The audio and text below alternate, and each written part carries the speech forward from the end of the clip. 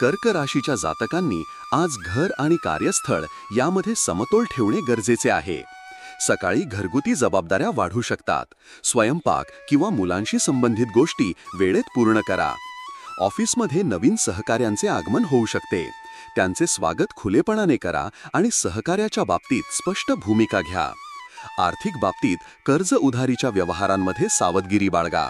लिखित करार करून धोका कमी होईल. कौटुंबिक विवाहित जीवन प्रेमपूर्ण राहील. पालकांचे आशीर्वाद आत्मविश्वास वाढवतील. प्रेम संबंधात जोडीदाराच्या भावना समजून घ्या. छोट्या गोष्टींवर गैरसमज न होऊ द्या. आरोग्याच्या बाबतीत पचनासंबंधित त्रास संभवतो. पुरेसं पाणी प्या आणि हिरव्या भाज्या खा. संध्याकाळी बागकाम किंवा पुस्तक वाचन यासारख्या आवडत्या छंदात वेळ घालवा. यामुळे मनाला शांतता मिळेल.